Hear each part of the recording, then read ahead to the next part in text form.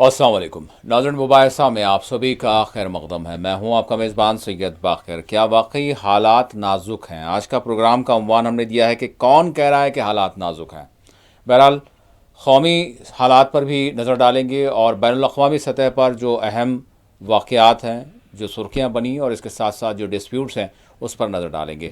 आज के इस प्रोग्राम में हम देश की बात करेंगे। देश में जिस तरह से ऑपरेशन सिंदूर अंजाम दिया गया लेकिन मुकम्मल नहीं हुआ और वह जारी वो सारी है, उससे जुड़ी ख़बरों पर भी नज़र डालेंगे। सरहदात की सूरत हाल का भी जायज़ा लेंगे और जारी वो सारी जो सियासतें हैं उसका भी हम जायज़ा लेंगे। और इसके साथ साथ बैनुल-अक़वामी सतह पर अगर बिलख़ुसूस बात करें गज़ा में, तो इसराइली मज़ालिम बदस्तूर जारी हैं और कोई दिन ऐसा नहीं जा रहा जिस दिन फ़लस्तीनियों की जानें ना जाती हों। अब मज़ीद जो है इसके ऑपरेशंस और बर्बरियत मज़ीद शिद्दत इख्तियार कर रही है और सैकड़ों की तादाद में, यानी इस हफ़्ते भी अगर हम देखें तो फ़लस्तीनियों की जानें गई हैं। उस पर भी हम बात करेंगे, लेकिन आगाज़ करेंगे आज के इस प्रोग्राम में अपने देश से। और अपने देश से अगर हम बात करें तो ऑपरेशन सिंदूर के बाद जिस तरह का यानी माहौल बना हुआ है, एक जानिब सरकार के साथ होने की बात की जा रही है, दूसरी जानिब सवालात खड़े किए जा रहे हैं। इसका हम इस पर बात करेंगे कि ऐसा क्यों हो रहा है। और इसके साथ साथ यानी सरकार भी काफ़ी, हम ये कह सकते हैं कि बड़ी चौकसी के साथ, यानी क्योंकि देश की सुरक्षा की बात है तो हर मामले पर वो भी नज़र बनाए हुए हैं। तो बहरहाल इस पर हम बात करेंगे। मेरे साथ इस वक्त फ़ोन लाइन के ज़रिए जुड़ चुके हैं सीनियर सहाफ़ी सियासी तज़कियाकार वाहिद नसीम साहब। मैं वाहिद साहब का इस्तकबाल करता हूँ। वाहिद साहब अस्सलाम वालेकुम। जी वालेकुम अस्सलाम। नाज़रीन, वाहिद साहब से बातचीत से पहले हम थोड़ा सा रुख करेंगे और जिस तरह से मैंने जिक्र किया कांग्रेस की बात करेंगे कि किस तरह के सवालात खड़े किए जा रहे हैं। पहलगाम हमला, जंग बंदी और ट्रंप की मुदाखलत पर कांग्रेस मोदी हुकूमत से मुसलसल सवालात कर रही है। कांग्रेस ने आज एक और सवाल यानी जोड़ दिया। कांग्रेस की तर्जुमान सुप्रिया श्रीनाथे ने आज एक प्रेस रिलीज़ जारी करते हुए वजारत ख़ारजा को सख्त तनकीदों का निशाना बनाया, वज़ीर ख़ारजा को सख्त तनकीद का निशाना बनाया। उन्होंने वज़ीर ख़ारजा एस जयशंकर के एक बयान का हवाला देते हुए सवाल किया कि पाकिस्तान में दहशतगर्दों के ठिकानों पर हमला करने से कबल पाकिस्तान को इसकी पहले ही इत्तला क्यों की गई? क्यों पाकिस्तान पर मोदी हुकूमत ने भरोसा किया? क्या हाफिज सईद और दीगर इसलिए नहीं मारे गए क्योंकि इन्हें पहले ही से इत्तला कर दी गई थी? उन्होंने क्या कहा, आप सुने, फिर हम बात करेंगे। मैंने तो विदेश मंत्री जयशंकर जी का जो बयान था वो आपकी न्यूज एजेंसी के कैमरे पर सुना था, आपके यहां से वो ट्वीट भी हुआ था, मैंने वहां पर सुना था। उसमें कोई तोड़ मरोड़ नहीं था। उन्होंने बिल्कुल साफ तौर से कहा है कि ऑपरेशन में हमने पाकिस्तान को बता दिया था हम आपके आतंकी जगहों पर हमला करने जा रहे हैं, आपकी सेना इससे बाहर रहे, हम उसके ऊपर हमला करने नहीं जा रहे हैं। आपने पाकिस्तान को क्यों आगाह किया? आपको क्या लगता है कि पाकिस्तान जो आतंकियों को हमारे खिलाफ शरण देता है, पनाह देता है, उनको पोषित करता है हमारे खिलाफ, वो अपने आतंकवादियों को बताएगा नहीं? क्या ये सच नहीं है कि हफीज सईद जैसे लोग और मसूद अजहर जैसे लोग नहीं मरे क्योंकि वो शायद वहां से भाग गए आपकी अग्रिम चेतावनी से? आज सवाल इस बात का है कि क्या आपकी इस चेतावनी से सेना का नुकसान हुआ? क्या आपने सेना को जोखिम में डाला? क्या आपने वायुसेना के जो यंत्र हैं, जो विमान हैं, उनका नुकसान हुआ? इसका जवाब दे। ये कोई सुनी सुनाई बात पर हम रिएक्शन नहीं दे रहे हैं। ये साउंड बाइट कैमरे पर, आप जैसे प्रबुद्ध एजेंसियों के कैमरे पर खुद जयशंकर जी ने कही और आगे ये भी कहा, हमने उनसे कहा कि आपकी मिलिट्री इससे बाहर है। आपको पाकिस्तान पर इतना भरोसा था कि पाकिस्तान आपकी ये बात सुन के आतंकियों को बताएगा नहीं और हाथ पे हाथ धरे बैठा रहेगा। और इतनी तरह की जो रिपोर्टें आ रही है तमाम जगहों से हमारी वायुसेना के बारे में या उसके बारे में, और सेना ने अपनी ब्रीफिंग में कहा है कि कुछ नुकसान होता है। क्या इस देश को ये जानने का हक नहीं है कि हमारा क्या नुकसान हुआ है? क्या प्रधानमंत्री अभी भी छुपे रहेंगे और जो विदेश मंत्री हैं वो बयान देकर और सच कबूल करके कि हमने पाकिस्तान को पहले आगाह किया, अब अपने बयानों से पलट जाएंगे? ये बयान आपने लिखित में नहीं दिया, ये बयान आपने किसी को सोर्स बेस नहीं था, ये बयान आपने कैमरे पर दिया है जो सब लोगों ने देखा है। और उस बयान को आपने बड़े विस्तृत तरीके से बोला है कि हमने बोला हम आतंकी हमलों को करेंगे, आपकी सेना इससे सेट आउट करना चाहिए, हम आपके इंस्टॉलेशंस को नहीं कर रहे। ये सारी बातें क्यों बताई गई पाकिस्तान को? क्या पाकिस्तान को हमने फोरवार्न किया? आज सवाल इस बात का है और जवाब देना पड़ेगा उनको। और पिछले 24 घंटों की अगर ख़बर में हम बात करें तो भारत के हवाले से, और फिर वो भी सिंदूर ऑपरेशन के हवाले से अगर देखें तो इसमें एक और यानी उत्तर प्रदेश से जो यानी ख़बर है, हरियाणा से मैं कहूँगा, उत्तर प्रदेश के एक तारीखी इलाके महमूद आबाद अवध से ताल्लुक़ रखने वाले प्रोफेसर अली ख़ान महमूद आबाद को सिंदूर ऑपरेशन की प्रेस ब्रीफिंग करने वाली सूफिया कुरैशी, विंग कमांडर भूमिका सिंह की प्रेस ब्रीफिंग, राइट विंग तबसराकारों मॉब लिंचिंग से मुतालिक सोशल मीडिया साइट पर किए गए तबसरे पर पुलिस ने गिरफ्तार कर लिया। गिरफ्तारी हरियाणा की सोनीपत पुलिस ने अंजाम दी है। दो तबकात के दरमियान नफरत पैदा करने की दफात इन पर आयद की गई हैं।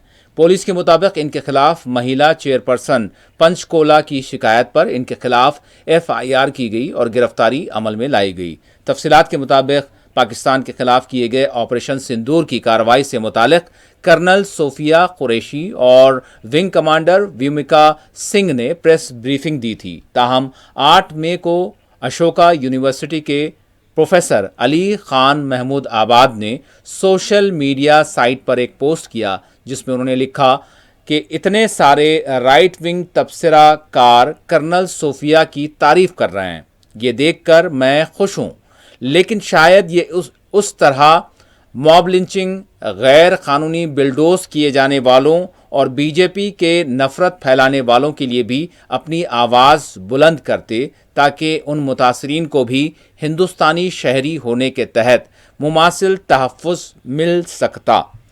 उन्होंने अपने एक और तबसरे में लिखा, 2 खातून फ़ौजी पेश हुई और नताइज पेश किए जो बहुत अहम हैं, लेकिन ये इजहार उस ज़मीनी हकीकत का भी तर्जुमान बने, वरना ये महज मुनाफिकत है, दिखावा है। उन्होंने इसी पोस्ट में भारत की रंग बिरंगी तहजीब की तारीफ भी की। ताहम हरियाणा वुमेंस विंग की जानिब से इसका सख्त नोट लेते हुए इन्हें समन जारी किया गया। 17 मई को भी हरियाणा के सोनीपत में एक और योगेश नामी शख्स ने इनके खिलाफ FIR पुलिस स्टेशन में दर्ज कराई। तो दोनों मामलात अलग अलग हैं। अगरचे ऑपरेशन सिंदूर से के हवाले से जिस तरह से यानी कांग्रेस की तर्जुमान ने जो सवाल खड़ा किया वो एक मामला अलग है, और ये मामला जो है गिरफ्तारी का दूसरा मामला है, और इसी के साथ साथ दीगर मामलात भी हैं। लेकिन मैं वाहिद साहब से आगाज़ करूँगा।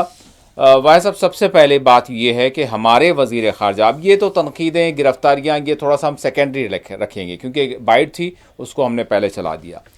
वाहिद साहब, हमारे अगर हम बात करें कि हमारे वज़ीर ख़ारजा S जयशंकर जिस तरह से उन्होंने जो है नीदरलैंड का दौरा किया और दुनिया को हम वाकिफ़ कराने के लिए निकले हैं, यूरोपीय यूनियन से हम जो है अपने ताल्लुक़ात को जिस तरह से इस्तेवार कर रहे हैं और फिर साथ ही साथ अपने मौक़िफ़ से वाकिफ़ करवा रहे हैं, तो मैं यहीं से आगाज़ करना चाहूँगा। अच्छा, इसके हम जवाब में कहें या फिर बौखलाहट में कहें, उधर पाकिस्तान की भी सरगर्मियां हम देख रहे हैं। पाकिस्तान के वज़ीर ख़ारजा जो हैं इसहाक डार, उन्होंने चाइना का दौरा किया और वहाँ से यानी भारत को यानी वही हमेशा की जिस तरह की बंदर बपकियाँ होती हैं वो देने की कोशिश की और कहा कि इंडिया जो है इज़राइल नहीं है और ना ही जो है पाकिस्तान फ़लस्तीन है, हमला किया गया तो जो है सख्त जवाब दिया जाएगा। तो किस तरह से देख रहे हैं भाई साहब, मतलब उधर भी इस तरह की कोशिशें की जा रही हैं? बहरहाल हम तो अपने मौक़िफ़ के तहत आगे बढ़ रहे हैं। जी वाहिद साहब। देखिए, जब युद्ध का माहौल होता है जी जी तरफ से युद्ध के आखिरी अंजाम तक हर तरफ से दावे किए जाते हैं। जिस तरह पॉलिटिकल पार्टीज जब इलेक्शन लड़ती हैं तो इलेक्शन की रिजल्ट फाइनल अनाउंस होने से पहले तक हर कोई अपनी जीत का दावा करता है। तो ये तो एक कॉमन है मेरे ख्याल से। जब हम इस कॉमन फिनोमेना के डिस्कशन में जाते हैं तो हम एक लो कैटेगरी मीडिया हो जाते हैं। मतलब हमारा एनालिस्ट बेसिकली अगर हम एक एनालिस्ट की तरह देखें तो फिर ये बहुत लो कैटेगरी हो जाता है। लो कैटेगरी के लोग इसको कर रहे हैं, उनको करने दीजिए, इसका मेरे ख्याल से कोई लॉजिक नहीं बनता है। हाँ, अलबत्ता ये है कि जो अहम बात है वो ये है कि चाइना में इधर इनका वज़ीर ख़ारजा पहुंचा है, यानी विदेश मंत्री पहुंचा है। उधर से अफगानिस्तान का विदेश मंत्री जो है मुल्ला तकी, उसको बुला लिया गया है चाइना। अब इन दोनों के बीच में क्या होगा, हमें गहरी नजर बनाए रखने की जरूरत है। क्या अफगानिस्तान के साथ हमारे अच्छे खासे ताल्लुकात हैं और स्ट्रेटेजिक पार्टनरशिप है, हमने वहाँ की पार्लियामेंट भी बनाई है, इन्वेस्टमेंट है, बहुत सारी चीजें, और और अफगानिस्तान की अदावत भी है। तो कुल मिलाकर अगर पड़ोसियों की या फिर हम जो ग्लोबल साउथ की पॉलिटिक्स को देखें तो उसमें एक अहम जो है रोल है हर किसी का अपना।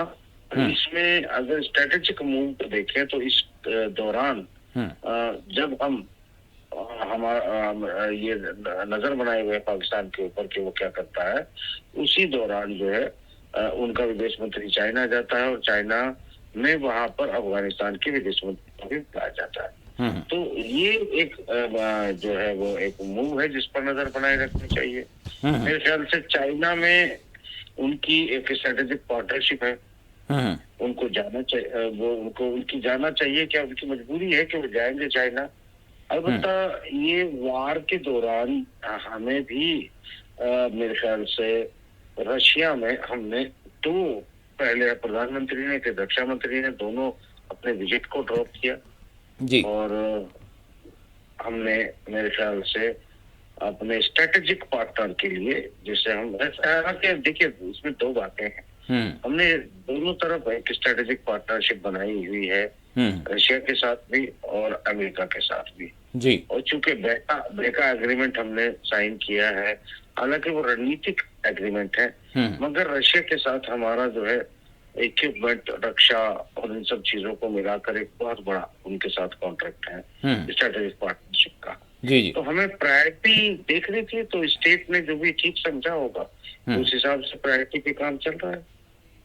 ठीक है, तो हम अब आगे के हवाले से क्या हम उम्मीद करें भाई साहब, क्योंकि ये हमारे लिए बड़ा, जिस तरह से आपने कहा, बड़ा इम्पोर्टेंट भी है, क्योंकि हम एक सिफारती सतह पर भी, यानी एक तो हमने कार्रवाई कर दी, जिस तरह की कार्रवाई करनी थी, जिस तरह का ऑपरेशन करना था, जिस तरह का एक जवाब देना था, वो हमने दिफाई तौर पर, फ़ौजी सतह पर वो हमने किया, लेकिन ये एक सिफारती जो है पेशरफ्त है, तो ये भी मतलब काफ़ी अहम है। और इसके दरमियान मैं आपसे जानना चाहूँगा कि अंदरून मुल्क किस तरह से सरकार को सपोर्ट होनी चाहिए अपोजिशन से।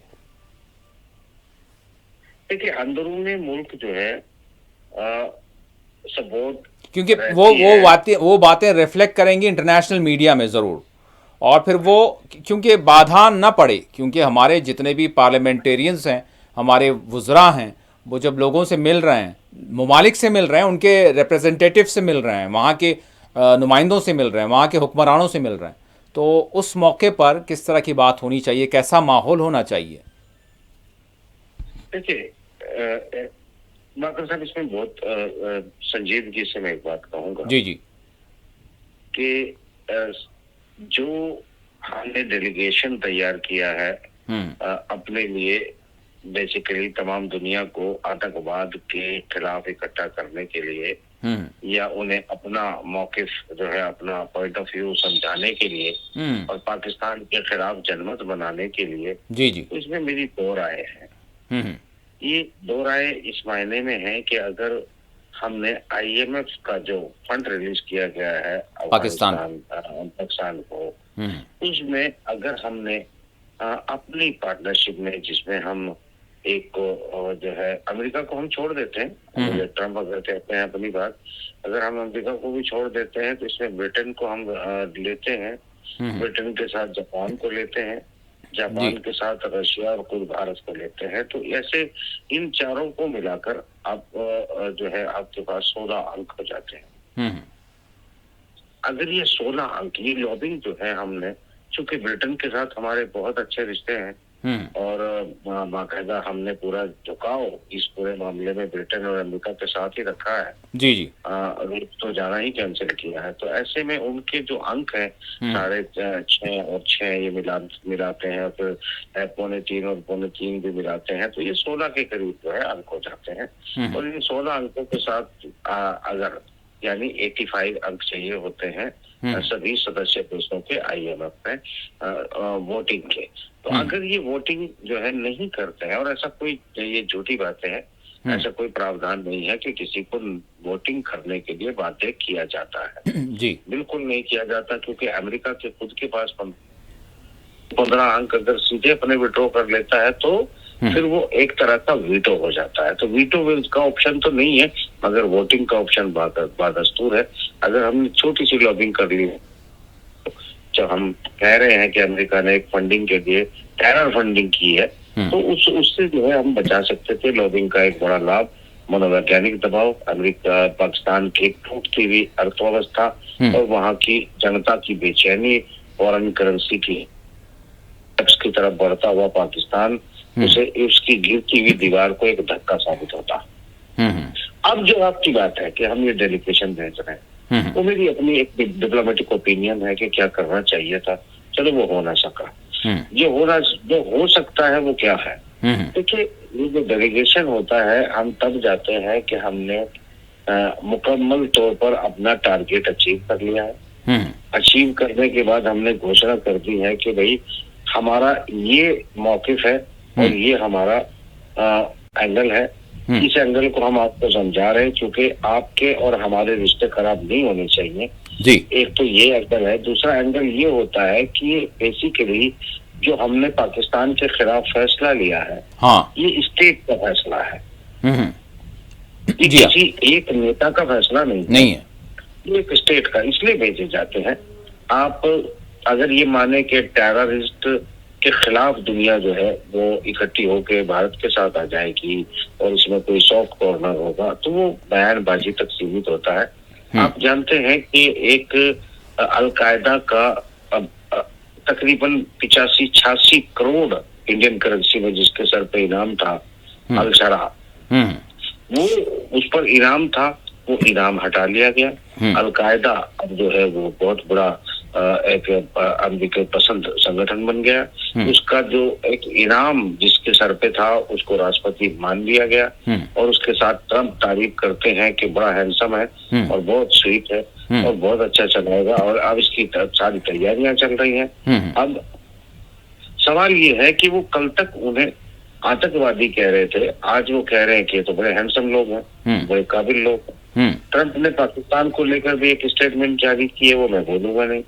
सवाल ये उठता है कि हम किन्हें टेररिस्ट के खिलाफ लाना चाहते हैं, जो खुद टेररिस्ट बनाते हैं, जो खुद टेरर के गेम में जो है शामिल है।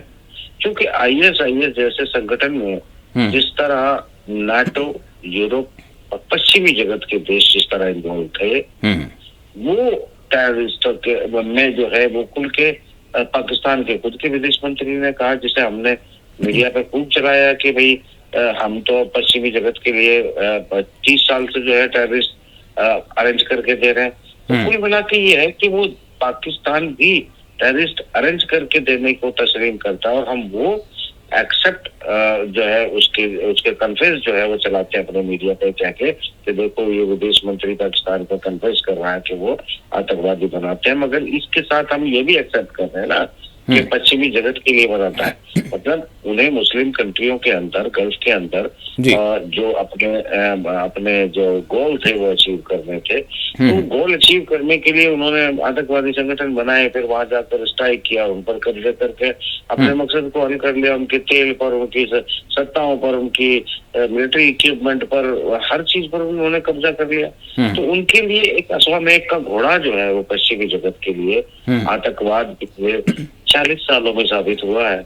ऐसे देश को मैं बड़े सीरियस अंदाज में अपनी बात कहना चाहता हूँ कि डेलीगेशन क्या समझाएगा, क्या है इनकी ट्रेनिंग का पार्ट, क्या है, क्या बताएंगे कि दुनिया को टेररिस्ट के खिलाफ तो पूरी दुनिया में आंदोलन, क्या मतलब एक जब भी कोई मीटिंग होती है तो सब एक स्टेटमेंट देते हैं कि जीरो टेररिज्म, जी बिल्कुल, ये हर कोई बयान देता है और बाद में पता चलता है हर किसी का कनेक्शन निकलता है कि वो जीरो टॉलरेंस एक जनता को एक मूर्ख बनाने का धंधा है, बाकी तो टेररिस्ट में ये लोग सभी शामिल हैं।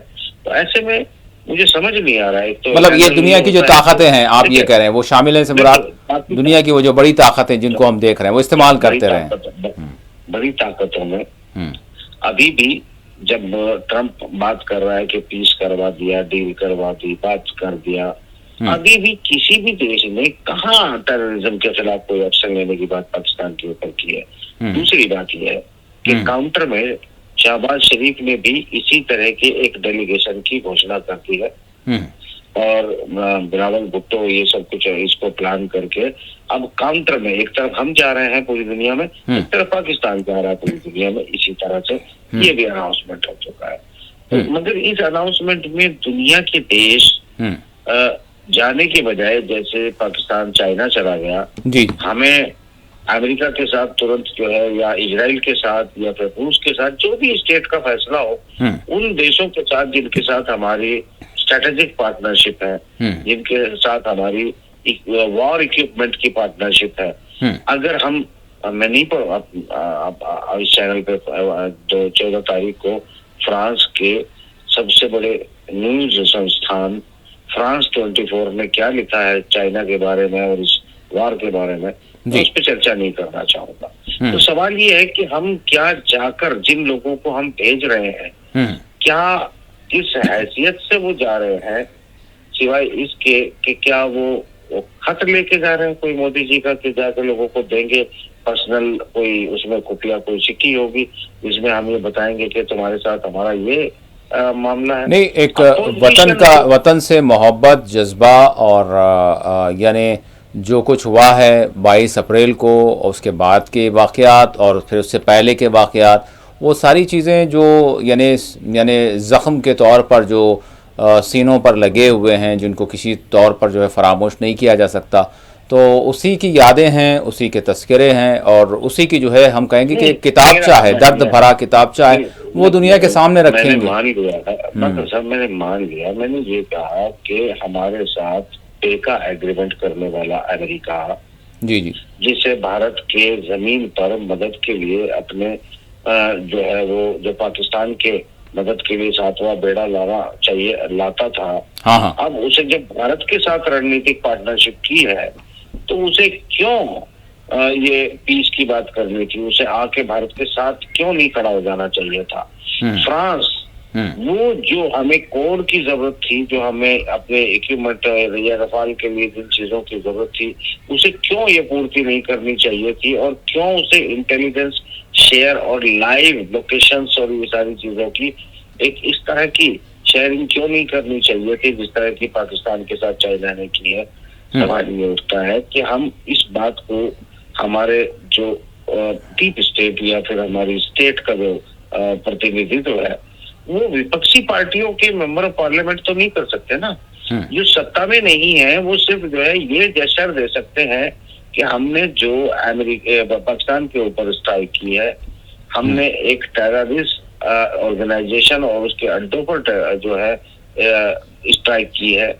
अब हम ये बताना चाहते हैं कि ये फैसला हमारे पूरे देश का है, इसमें सभी देश की पार्टियां शामिल हैं और ये पूरे देश का फैसला है। इससे ज्यादा की पोस्चरिंग इसमें क्या है वो अगर आप मुझे समझा सकते हैं तो जरूर समझाएं, या कोई और समझा सकता है तो जरूर समझाएं।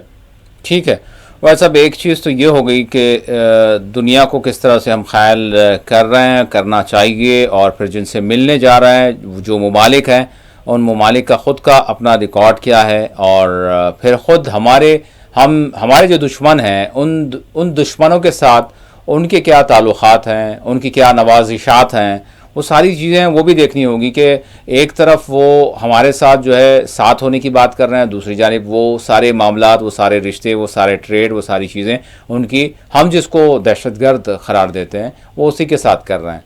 तो ये बात है। बहरहाल अब हमारे जो पार्लियामेंटेरियंस हैं बड़े काबिल तरीन, और हमारे वज़ीर ख़ारजा ख़ुद जो है नीदरलैंड के जिस तरह से दौरे पर हैं, और बहरहाल कोशिश की जाएगी कि जो है किसी तरह से दुनिया को किसी भी तरह से ख्याल कर लिया जाए, या फिर अपना कम से कम ख्याल अगर वो नहीं भी होते हैं तो हम अपना पैगाम दे दें, ताकि एक बात तो मुकम्मल हो जाएगी कि भारत ने अगर आगे जिस तरह से हम कह रहे हैं कि सिंदूर ऑपरेशन जारी है, मज़ीद जो भी हम करेंगे वक्त ज़रूरत, तो फिर दुनिया को ये जो है एक पहले ही से पैगाम हमने पहुंचा दिया कि क्या क्या चीज़ें हैं। भाई साहब, अब उधर से इधर निकल कर आते हैं। जिस तरह से मैंने कहा कि कैसा माहौल है, कैसी सूरत हाल है, इसमें अपोजिशन और बिलखुसूस जिस तरह से कांग्रेस की जानिब से रोज़ एक सवाल जोड़ा जा रहा है। बाज़ाब्ता ऑफिशियली कोई ऐसा नहीं है कि जो है हवा में बात हो, तो बहरहाल ये जिस तरह से कांग्रेस की जानिब से एक और सवाल उठाया गया और बाज़ाब्ता तौर पर ये यानी अगर हम श्रीनाथे की बात करें, सुप्रिया श्रीनाथे, जो उन्होंने जो है सवाल उठाया प्रेस कॉन्फ्रेंस और मीडिया से बात करते हुए वज़ीर ख़ारजा के बयान का हवाला दे रही हैं कि ऑपरेशन सिंदूर जो किया गया तो वज़ीर ख़ारजा के उनके बकौल उन्होंने कहा कि वज़ीर ख़ारजा का खुद आपके जिस मीडिया हाउस से बात कर रही थी, वो बड़ी मशहूर व मारूफ भारत की जो है एजेंसी है, वो उस रिपोर्टर से मुखातब करते हुए कह रही हैं कि आप ही के यानी एजेंसी के ज़रिए मैंने देखा, जो ऑन रिकॉर्ड है, कि पाकिस्तान को हमारे वज़ीर ख़ारजा ने कहा कि पाकिस्तान को पहले बताया गया कि हम आपके फ़ौजी जो तनसीबात हैं उसको निशाना नहीं बना रहे, बल्कि हम दहशतगर्दों के ठिकानों को निशाना बना रहे हैं। तो उन्होंने इससे ये सवाल उठाया कि आपने क्यों पाकिस्तान पर बिलीव किया? क्या यही वजह है कि जिसकी वजह से यानी हमारा जो असल निशाना होना चाहिए था, यानी मसूद अजहर, हाफिज सईद वगैरह, ये बच गए? तो क्या ये क्यों आपने बताया, पाकिस्तान पर आपने क्यों बिलीव किया, पहले ही से क्यों बता दिया? तो ये सवाल बहरहाल क्यों उठाया होगा ये सवाल? देखिए जी, कांग्रेस क्यों उठा रही है सवाल? मैं ये समझता हूँ कि हमारे जो विदेश मंत्री हैं वो ब्यूरोक्रेट रहे हैं। जी हाँ, वो पॉलिटिशियन नहीं है। आनंद फानन में अगर कोई जवाब देना पड़े और अगर उसमें कोई टंग स्लिप हो जाए या स्लिप टंग की अगर हम बात करें तो सवाल ये है कि ये बहुत कॉन्फ्लिक्ट हो जाता है। कोई भी मतलब विदेश मंत्री कैसे बता सकते हैं या कैसे कम्युनिकेट कर सकते हैं कि हम 2 घंटे बाद, 4 घंटे बाद तुम पर जो है इस लोकेशन पर हमला करने वाले हैं? ये तो कोई फौजी जो एस्टेब्लिशमेंट है वो ऐसा करने भी नहीं देगी, क्योंकि देखिए नहीं, अब सुप्रिया श्रीनाथे ने ये भी कहा कि हमारी फौजों के साथ आप किस तरह का ये अमल करें, आपकी मतलब नीति क्या, किस तरह की नीति है जो हमारे फौजी जो जान दे रहे हैं देश के लिए? जी, मैं समझता हूँ कि ये टंग स्लिप है, क्योंकि वजीर खारजा की, फॉरेन मिनिस्टर की, क्योंकि ऐसा नहीं हो सकता ना कि कोई भी, देखिए जो ऑपरेशन होता है वो सारी चीजें हमारी जो अपनी फौज है और उनकी जो फौजी लीडरशिप है वो अपने तरीके से ऑपरेशन को मैनेज करती है, हैंडल करती है, और वो टॉप सीक्रेट रहता है। तो वो इतना भी नहीं होता कि हो सकता है वो सिर्फ और सिर्फ जो है प्रधानमंत्री को उसके बारे में कोई जानकारी हो, रक्षा मंत्री तक भी हो सकता है कोई जानकारी हो, मगर ऐसे ऑपरेशन की परमिशन ली जाती है या ऑर्डर तस्लीम किया जाता है, मगर वो एग्जैक्टली मतलब सेकंड बाय सेकंड कोई अपडेट हो, मुझे नहीं लगता कि ऐसा हो सकता है। क्योंकि जी, मगर साहब इसमें बड़ा मसला ये आता है कि ये ऑपरेशन ऐसे होते हैं कि इसमें सेकंडों का ही तो गेम होता है सारा का सारा। भाई आपका अगर, अच्छा भाई साहब एक छोटा सा ब्रेक ले लेंगे, ब्रेक के बाद हम थोड़ा सा उन बातों को भी याद करेंगे, क्योंकि उन बातों का असर आज तक है हम पर। यानी वो मीडिया मैं कहूँगा कि जो फ़र्ज शनास है, जो अपने यानी हुदूद को जो है अच्छी तरह से जानती है, और यानी इस तरह की सूरत हाल में यानी जंगी मौक़ों पर किस तरह से यानी फ़ौज के लिए, देश की अखंडता के लिए, देश की सलामती के लिए क्या क्या वो पैरामीटर्स हैं जिस पर अमल करना चाहिए, जिसके लिए हमारी जो है सरकार की जानिब से भी बाकायदा एक गाइडलाइन जारी की गई थी, तो उसका असर आज भी हमारे पास है। उतना ही हम मोहतात रहकर जो है बात उस वक्त भी करते रहे हैं और आज भी कर रहे हैं। लेकिन इस दरमियान ये जो कांग्रेस की जानिब से वो भी जो इस तरह का बयान जारी करने वाले या गाइडलाइन जारी करने वाले, वो ही इस तरह का मामला थोड़ा समझ में नहीं आ रहा। ब्रेक के बाद नाज़रीन ज़रूर जो है बात करेंगे। एक यहाँ पर छोटा सा ब्रेक लेते हैं। नाज़रीन ब्रेक के बाद मोबाइल सामने आप सभी का दोबारा खैर मकदम है। कांग्रेस की जानिब से जो एक और सवाल जोड़ दिया गया है, यानी जिस तरह से ब्रेक से पहले मैंने अर्ज़ किया, वह सब यहाँ पर अगर हम थोड़ा सा पास्ट का जायज़ा लें, यहाँ पर मैं गाइडलाइन की बात कर रहा था, बहरहाल हम कितने मोहतात थे कि कोई भी चीज़ ऐसी ना हो। इवन ये भी हम मैसेज दे रहे थे कि भाई कहीं से भी कोई लाइव ना करें, क्योंकि इंटरनेट के ज़रिए कोई भी चीज़ लोकेशन वगैरह जो है ट्रेस हो सकती है। ये सारी चीज़ें सारा देश, हमारे अलावा जो भी ऐसे नागरिक हैं जो अपने फ़राइज़ को जानते हैं अच्छी तरह से, वो सारी चीज़ें इसका जो है पालन कर रहे थे। लेकिन ये जो बात जिस तरह से कांग्रेस की जानिब से उठाई जा रही है, वो भी वज़ीर ख़ारजा से जो है सवाल किया जा रहा है कि आपने पाकिस्तान पर बिलीव क्यों किया। मोदी जी से सवाल किया जा रहा है कि किस तरह से आप, जबकि भारत का ये मौक़िफ़ है कि पाकिस्तानी फोर्सेस, फौज, पाकिस्तानी इस्टेब्लिशमेंट और दहशतगर्दी, इनको अलग अलग करके ना देखा जाए, इनको एक ही करके देखा जाए। और फिर आपने किस तरह से उनको पहले ही से ये इन्फॉर्म कर दिया था अटैक करने से पहले, तो फिर उन्होंने क्या दहशतगर्दों को जिन पर हम हमला करना चाहते थे उनको फारिग कर दिया होगा, निकाल दिया होगा वहाँ से। इसी वजह से यानी हाफिज सईद के मारे जाने की जो है इतला नहीं है और वो बच गया या भाग गया, इस तरह की जो बात इन्होंने कांग्रेस ने उठाई है। तो भाई साहब एक चीज़ ये भी है, शायद पास्ट में अगर हम देखें तो बाज़ बड़े ममालिक या फिर दो ममालिक के दरमियान, जंगों के दरमियान बाज़ मौक़ों पर ये भी इतला मिलती है, ये भी जो है बातें मिलती है ऑन रिकॉर्ड कि इतला की जाती है कि हम अटैक कर रहे हैं। ऐसे भी मामला हुए हैं और फिर अटैक किया जाता है। देखिए, मैं इस बात को इसे, लेकिन वो कंडीशनल क्या मामला है, उस हवाले से थोड़ा सा जो है तशरीह की जरूरत है। देखिए क्या होता है, ज्यादातर पॉलिटिशियंस ये बात समझते हैं कि जो आम जनता है वो टेक्निकल जो इश्यूज हैं उनको नहीं जानती, और अगर उनको कोई वर्ड मिलता है जिसमें वो पॉलिटिक्स कर सकते हैं तो कांग्रेस मुझे लगता है वही कर रही है। मैं आपको भी थोड़ा सा अपडेट कर देता हूँ। जी। अगर हम किसी टेररिस्ट पर फोकस कर रहे हैं, अच्छा ये भी तो होता है भाई साहब, बोल कर मारते हैं, घुसकर मारते हैं, इसी का एक कंटिन्यूशन। जी, मैं दूसरी बात आपको जिम्मेदारी के साथ बता रहा हूँ। जी। देखिए, हमारे पास भी और दुनिया के पास भी आज की तारीख में आप किसी की भी लाइव लोकेशन को और इवन लाइव उनके घर को, मकान को, आने वाले जाने वाले लोगों को बड़े आसानी से लाइव देख सकते हो। और ये देश की बात तो छोड़ दीजिए, मैं ये कहता हूँ आपको कि 100-200 रुपए खर्च करिए, आपके मोबाइल में वो ऐप आ जाएगा कि आप अभी लाइव जो चल रहा है बिल्कुल लाइव लोकेशन जो है आप एक्टिविटी चेक कर सकते हो। जी हाँ। तो अगर हमने कोई 8 दिन में, 9 दिन में, 7 दिन में कोई प्लान तैयार किया है कि हम क्या हिट करने जा रहे हैं, तो क्या हमारे रडार और हमारे सैटेलाइट उन बिल्डिंगों और उन मकानों के ऊपर नजर नहीं रख रहे होंगे? क्या हम उन कैरेक्टर, वहाँ कौन आता है कौन जा रहा है, इस पर नजर नहीं रखी होगी? क्या हमें नहीं पता चला होगा? अगर कांग्रेस ये कहती है कि वो पहले ही निकल गए होंगे, तो क्या हमें नहीं पता चला होगा लाइव लोकेशन देख के कि इन बिल्डिंगों के अंदर से कोई निकला है कि नहीं निकला है?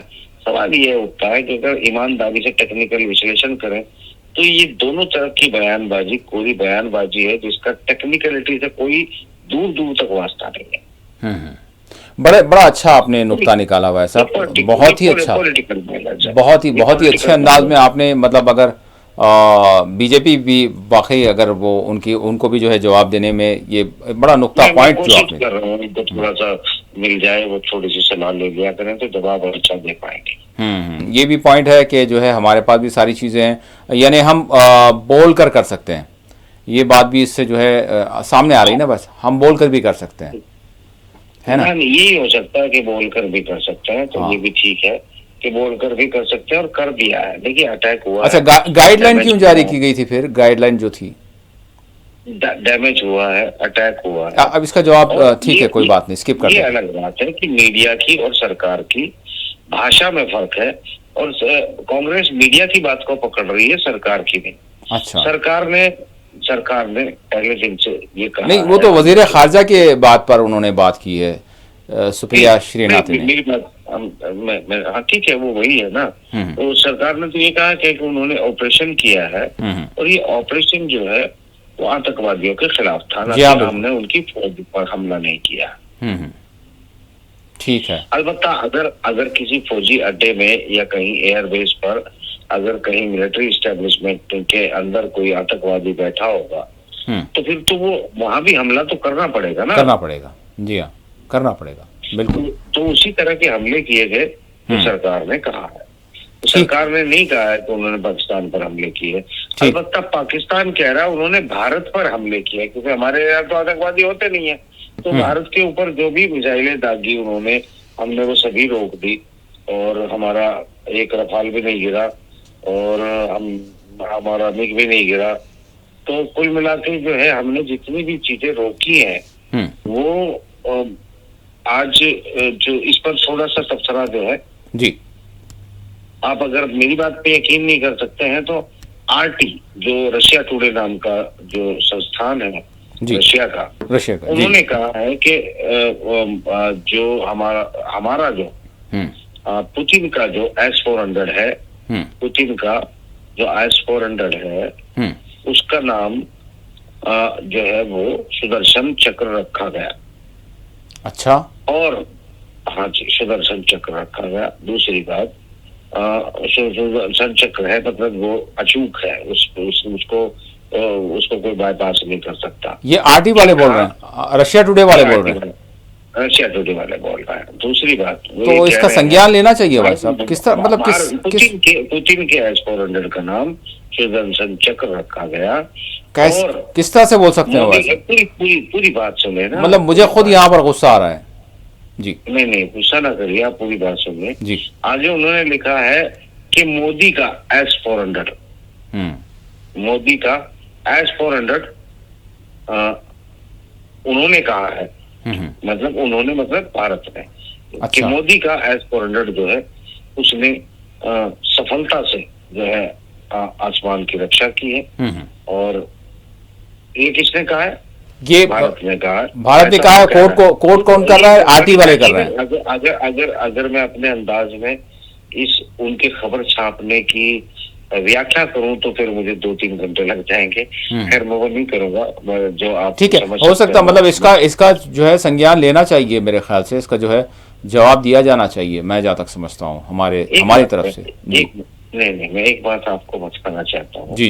देखिए भारत के भी जो हिंदी भाषी है वही लोग जो है यहाँ से खबर करके भेजते हैं रशिया टुडे के लिए, वो वही छापी जाती है। वो उनका ओपिनियन नहीं है, वो एक न्यूज है। अच्छा। न्यूज विद व्यूज है, तो छोटा सा व्यू जो है अंतर्राष्ट्रीय खबरों में लगा दिया जाता है।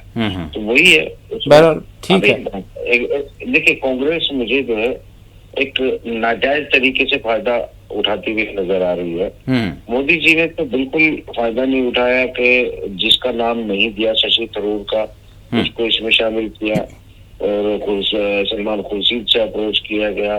और ममता ने अपना जो ले लिया है वो उसका डेलीगेशन में कोई बंदा नहीं जा रहा है, क्योंकि जो यूसुफ पठान है उसका जो यूसुफ पठान का नाम प्रपोज नहीं किया था ममता ने, मगर डेलीगेशन के लिए उनके नाम को चुना गया। तो सवाल ये उठता है कि ऐसा लगता है, ऐसा आरोप है इन पॉलिटिकल पार्टियों का कि ये जो विदेशी डेलीगेशन तैयार किया जा रहा है भारत का पक्ष रखने के लिए, इसमें भी बीजेपी की तरफ से राजनीति हो रही है। जबकि मुझे लगता है कि जो डेलीगेशन तैयार किया जा रहा है उसमें ख्याल रखा जा रहा है कि सभी का रिप्रेजेंटेटिव जो है वो होना चाहिए, उसमें मुस्लिम, सिख, ईसाई सभी लोग शामिल होने चाहिए। उसमें अनुराग ठाकुर भी शामिल होना चाहिए, क्योंकि ये बात बाहर तक नहीं पहुंचती कि गोली मारो ठाठा को, मतलब वो तो को। तो ये बात जो है नहीं जाती, और ऐसे लोगों की तो बिल्कुल नहीं जाती। तो इसलिए यूसुफ पठान, मुस्लिम और इस तरह के बैरिस्टर साहब, इन लोगों को भी भेजना जरूरी है, और अनुराग ठाकुर को भी भेजना जरूरी है, क्योंकि वो भी अपने तरीके से इम्प्रेसिव तरीके से, एग्रेसिव तरीके से अपनी बात रख सकते हैं। ये जो है क्योंकि वहाँ बाहर नहीं किसी को पता चलता। हालांकि जो डेलीगेशन जाते हैं, जब किसी को डिप्लोमेटिक वीजा भी दिया जाता है तो डिप्लोमेटिक वीजे में भी उससे पहले जो स्क्रूटनी होती है तो वो मतलब खास लोगों को वो छोड़ देते हैं, बाकी लोगों की स्क्रूटनी में उनकी हिस्ट्री, उनके स्टेटमेंट, उनके देश के प्रति नजरिया, ये सब कुछ ना जो हाई कमीशन होता है किसी भी देश का वो चेक कर लेता है, मगर वो खास लोगों को छोड़ देता है, उनका नहीं होता वो। ठीक है, बहुत अच्छी बात है भाई साहब। अगर मुख्तलिफ वर्ग के लोगों को अगर भेजा जाता है तो देश का काम हो रहा है ना, और यहाँ पर कोई पार्टी बंदी की बात नहीं है, यहाँ पर कोई मजहब की बात नहीं है, बल्कि ये तो सारे देश की बात है, देश की सलामती की बात है, जो हमने उसी के लिए हो रहा है। बहुत अच्छी बात, काबिल सताइश है जी। देखिए मैं अभी एक बात मैं ये कहूँगा, एक सिफारती, एक बहुत अच्छी पेशरफ्त हम कह सकते हैं। ये दौर जो है डॉक्टर साहब जी, देश के लिए बड़ा नाजुक मोड़ है।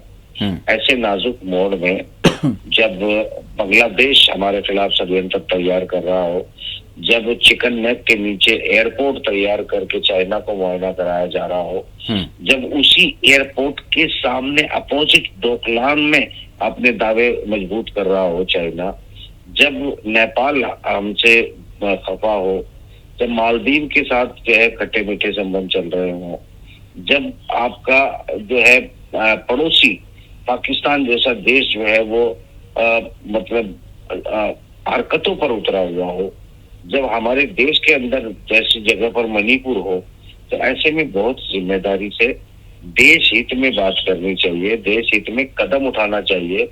वोटों की राजनीति से थोड़ा सा ईस्ट ओर में बचना चाहिए, क्योंकि पाकिस्तान का जो एग्रेशन और चाइना का उसको सहयोग और चाइना का डाइवर्ट होके बर्मा और बांग्लादेश तक का मूवमेंट जो है वो एक, उसके अलावा मतलब रशियन मीडिया का और खासतौर से कई सेकुलर मीडिया का ये कहना कि पश्चिम जो है वो चाइना के खिलाफ एक रणनीति चाहता है इन तमाम इलाकों में, तो ऐसे इलाकों में हमें एक ये युद्ध एकदम कल इसका जवाब दे दिया जाएगा तो ये इसलिए नहीं मायने रखता क्योंकि हमारा डेलीगेशन ही अभी नहीं निकला है, तो वो निकलेगा फिर वो जाएगा। फिर अभी अगर हम F-35 भी लेते हैं तो F-35 को तो 10 साल लग जाएंगे आने में, अगर आया तो किसी कोई देखिए कोई हथियार किसी से भी लिया जाता है अभी तैयारी के लिए, अगर हम अपग्रेड अपने आप को करते हैं और करना चाहते हैं तो ऐसे में आनन फानन में नहीं हो सकता, उसमें 2-4 साल का समय, मिनिमम 2 से 3 साल का समय लगता है, क्योंकि 5 से 6 महीने ट्रेनिंग पीरियड होता है, फिर वेपन्स को करियर के लिए इंटीग्रेट किया जाता है, क्योंकि वेपन कुछ और होता है, जो उसका करियर होता है, करियर बोले तो उसकी मिसाइल कौन सी है, या फिर उसको चलाने के लिए लॉन्चर जमीन वाला है या नेवी वाला है या हवाई जहाज है, मतलब फाइटर जेट है, तो उनके साथ इंटीग्रेशन के साथ साथ में उस वेपन की हमारे पास जो है मतलब हमारे जो इंफॉर्मेशन सिस्टम्स है उनमें हम उसको कैसे इंटीग्रेट करते हैं, अपने एयर डिफेंस सिस्टम को उसकी पहचान कैसे कराते हैं, ये एक पूरा प्रोसेस होता है। ये कोई बाजार में बिकने वाली प्याज नहीं है कि आप जाएंगे ठेली से जो है 2 किलो प्याज खरीद के 2 के बजाय 4 किलो खरीद के आ जाएंगे। ये लंबे मुहादे होते हैं जो है, और ये एक मैं कहता हूँ कि ये दौर मुझे दुख हो रहा है कि भारत में ऐसे नाजुक मोड़ पर सभी तरफ से वोटिंग पॉलिटिक्स जो है वो हाई उरूज पर है, तो हर तरफ से कोशिश की जा रही है कि उसकी जो वोटिंग शेयर है वो, ये समय है कि जब देश पर कोई खतरा मंडरा रहा हो या देश जो है मुश्किल से जूझ रहा हो, जब पर यहाँ पर मासूमों की जान जा चुकी हो, ऐसे में वोटिंग पॉलिटिक्स, चाहे वो पब्लिक को भड़काकर सड़कों पर लाना हो, चाहे वो पब्लिक को चुप करा के बिठाना हो, चाहे वो डेलीगेशन का अरेंजमेंट हो, चाहे वो मीडियाबाजी हो, तो मेरे ख्याल से ये एक खास तौर से किसी भी दुनिया के देश में विदेश नीति को लेकर और विदेशों यानी इंटरनेशनल फैसले लेते वक्त जो है देश को एक प्लेटफॉर्म के ऊपर रहना चाहिए। तो मेरे ख्याल से वो मुझे उसमें बड़ी कमी नजर आ रही है, वो परिपक्वता न मुझे बीजेपी में नजर आ रही है, न कांग्रेस में, न आम जनता में। वैसे अब यहाँ पर फिर ज़रूर हम गाज़ा का रुख करेंगे, लेकिन उससे पहले जिस तरह से हमने एक खबर दी और वो खबर ये है यानी महमूदाबाद की, और प्रोफेसर अली ख़ान जो अशोक यूनिवर्सिटी के एसोसिएट प्रोफेसर हैं, और बहरहाल उन्होंने जिस तरह का तबसरा किया, अब क्या होगा आगे हमको तो पता नहीं, लेकिन हम यहाँ पर उनके अगर जुमलों को अगर देखें तो उसके हवाले से एक बात मुल्क में चल पड़ी है। ठीक है, उन्होंने क्या कहा, उनके साथ क्या होगा, पुलिस की FIR में क्या क्या दफ़ात लगा दिए गए हैं उनके हवाले से, और फिर आगे क्या बात होगी, वो किस तरह से डिफेंड करेंगे, दिफा करेंगे अपना, वगैरह वगैरह सारी चीज़ें। लेकिन एक बहस थोड़ी सी इंटरनेशनली भी, क्योंकि अल जज़ीरा ने भी जो है ये ख़बर को जो है फ्लैश किया है, तो मैं जानना चाहूँगा, अब उसमें इजहार ख्याल की आज़ादी के हवाले से जो बात हो रही है, तो मैं आपसे जानना चाहूँगा वाकई बहुत ही मोहतात रहकर बात करनी होगी। हालांकि उन्होंने फिर अपना जो है उसका जवाब देते हुए ये भी कहा कि मेरा कॉन्टेक्स्ट को जो है अलग अंदाज में समझा जा रहा है, जबकि मैंने क्या उसमें बात की। लेकिन मैं जानना चाहूँगा कि वाकई हम भी बहुत ज़्यादा मोहतात हो जाएं, ताकि पता नहीं कौन से जुमले, कौन से लफ्ज़ में क्या चीज़ों का जो है, मतलब हम क्या बोलना चाह रहे हैं और उसका क्या मतलब निकल जाए, हो सकता नहीं, है नाजुक सूरत हाल। मैं अलबत्ता इसे थोड़ा सा और अलग एंगल पे लेके हाँ जाना हाँ, तो चाहता हूँ। ओवरऑल बात करेंगे हम, जनरल, इन जनरल हाँ, इजहार ख्याल की आज़ादी ओवरऑल ऐसे मौक़ों पर क्या होनी चाहिए, कैसी होनी चाहिए? फ्रीडम ऑफ स्पीच की बात तो ये है हाँ हाँ। कि एक तरफ कोर्ट जो है सो मोटो भी ले लेता है, उसके बावजूद कोई एक्शन नहीं होता, और दूसरी तरफ जो है वो आह भी भरे तो हो जाते हैं, बदनाम वाली कहानी है। तो इसलिए क्योंकि जब मैसेज देना होता है, देखिए धीरे धीरे क्या हुआ था कि जैसे ही पाकिस्तान के साथ ये युद्ध शुरू हुआ, पूरा हिंदुस्तान एक प्लेटफॉर्म पर आ गया, पूरी जनता एक प्लेटफॉर्म पर आ गई, कोई धर्म की लकीर न रही, कोई मजहब की दीवार नहीं रही। अब दरअसल जो हमारी राजनीतिक पॉलिटिक्स है, यहाँ पर जो राजनीति का जो अखाड़ा है जी, उसमें एक लंबे समय से धर्म मुख्य फैक्टर रहा है। विकास की या नौकरी की या किसी और चीज की या रोजगार की या इकोनॉमिक मॉडल की ऐसी कोई चर्चा नहीं होती। हाँ तो अगर आप सिर्फ एक तरीके से एक प्लेटफॉर्म पर आ जाएंगे तो फिर ये सारी पार्टियां वोट किस आधार पर मांगेंगी। तो उसके लिए किसी ना किसी तरीके से मीडिया में मुद्दा गर्म रखने के लिए डॉक्टर इकबाल का एक शेर है, वो आपको शायद याद होगा, जिंदगी शाहीन की, शाहीन जो बेचारे उर्दू नहीं जानते, उन्होंने वो परिंदा, हिंदी भाषा वालों को बाज को कहते हैं। हाँ, जो बाज आसमान में उड़ता है और वो परिंदों को पकड़ता है, तो उसको वो कबूतर को पकड़ लेता है और खा लेता है। तो अब वो डॉक्टर इकबाल क्या कह रहे हैं, जिंदगी शाहीन की तो है सोफियाना, पलट कर झपटना, झपट कर पलटना, लहू गर्म रखने का है एक बहाना। तो कि कुल मिलाकर ये है कि लहू गर्म रखने के लिए जरूरी है कि इस तरह के स्टेटमेंट भी दिए जाएं कि आतंकियों की बहन को भेज दिया, इस तरह के एक्शन भी लिए जाएं कि अच्छा तुम मुंह खोले कैसे। तो ये सारी चीजें जो राजनीति का एक लंबा हिस्सा रहा है, इसको जिंदा रखना जरूरी है। तो इसमें किसकी कुर्बानी आती है किसकी नहीं, इसमें आप हो सकते हैं, मैं हो सकता हूँ, कोई कल और हो सकता है।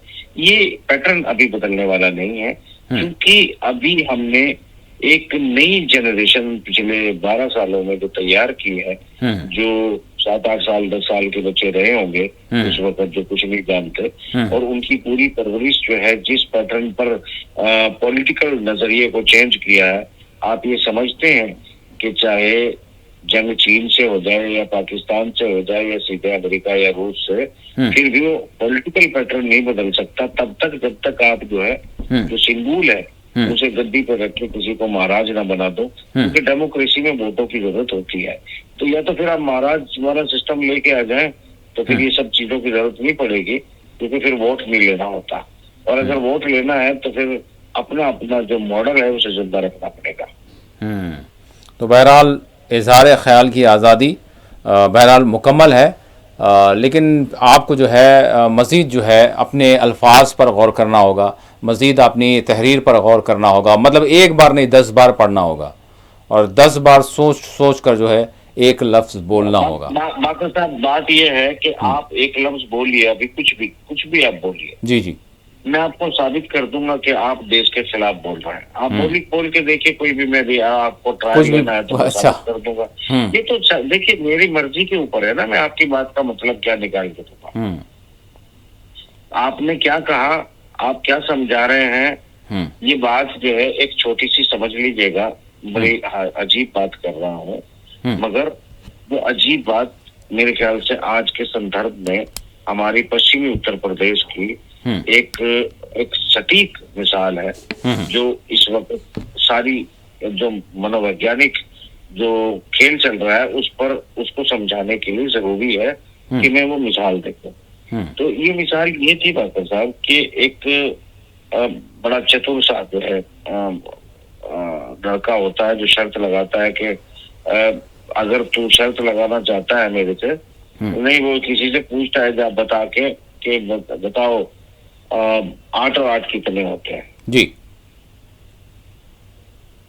16 16 दुनी होते कितने होते हैं जी। में कहा जाता है। हमारे यहाँ एक जाट कम्युनिटी है जो आप जानते होंगे। जी जी जी। तो वो है वो जाट का लड़का होता है, तो वो अपने बाप वो कहता है जाके कि भाई वो उससे कोई पूछता है कि कितने मतलब 16 दूनी कितने होते हैं, तो हाँ। कहता है 8। अच्छा, क्या तो बात। बोले यार 8 ये कौन सा, 16 दूनी 32 होते हैं। बोले 8 होते हैं। तो नहीं 16 दूनी 32 होते हैं। तो वो लड़का बहुत कहता है नहीं 8 ही होते हैं। तो बोले लगा ले शर्त। बोले लगा ली शर्त। अब शर्त लगा ली। वो शर्त लगाने के लिए अपने बाप से पैसे मांगने गया कि मुझे पैसे, तो मैंने शर्त लगा ली। बोले किस बात पे?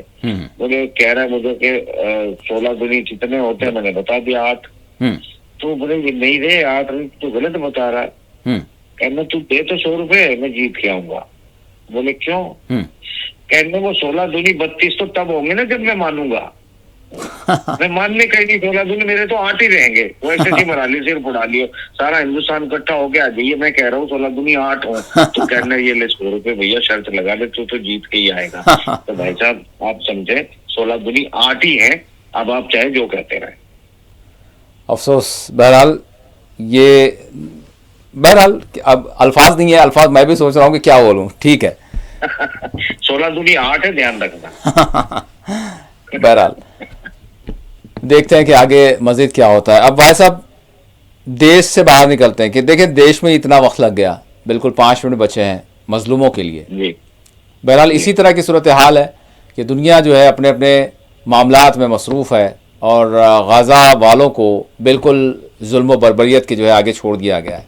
क्या कहेंगे आप? इजराइल की कार्रवाइयाँ मज़ीद जो है शिद्दत अख्तियार कर गई हैं। किस तरह की सिचुएशन, किस तरह के हालात देख रहे हैं, क्या उम्मीद कर सकते हैं? मेरे पास वो रिपोर्ट पहुंच रही है बहुत खतरनाक तरीके से जी। सिर्फ एक तो बेरहमाना कत्लेआम और ऊपर से खतरनाक और जलील करने वाले स्टेटमेंट। हाँ, ये एक तो बेरहमाना कत्लेआम। मतलब आज आपको बताऊं कि मेलोनी की पार्लियामेंट में जी। एक मेंबर ऑफ पार्लियामेंट ने काउंटिंग करके बहुत चीख कर ये कहा कि शर्म आती है तुम लोगों को कि उस ट्रम्प का साथ दे रहे हो या उन लोगों का साथ दे रहे हो जो ट्रम्प को जो है वो अपने गड़बड़ियां करते हुए तुम नजर आते हो। ये वो उस आदमी का साथ दे रहा है जिसने अभी 18 मतलब 1000 बच्चों का कत्ल किया है। 18,000 बच्चों का कत्ल किया है। और ये कत्ल जो है अगर तुम ऐसा करते हो तो तुम 18,000 बच्चों की कातिल कहलाओगे। तो ये सवाल उठता है कि ये किसी सभ्य सोसाइटी की पार्लियामेंट के अंदर ये बात उठाई जा रही है जो क्रिश्चियन है, जो क्रिश्चियनों पे ही सवाल उठा रहे हैं। जी हाँ। सवाल ये उठता है कि ये सवाल क्या जो अपने आप को मुसलमान कहते हैं उनकी पार्लियामेंटों में ये सवाल उठाया जा रहा है। ये जो पाकिस्तान कश्मीर को इस्लाम मुसलमान की दुहाई देता है, क्या पाकिस्तान की पार्लियामेंट में नेतन्याहू को कोई पैगाम दिया गया है? सवाल ये उठता है बाकर साहब, मैं हमेशा कहता आया था, आज फिर मैं इसको दोहरा रहा हूँ कि दुनिया में सिर्फ अपने अपने हित देखे जाते हैं, सबके अपने अपने इंटरेस्ट हैं।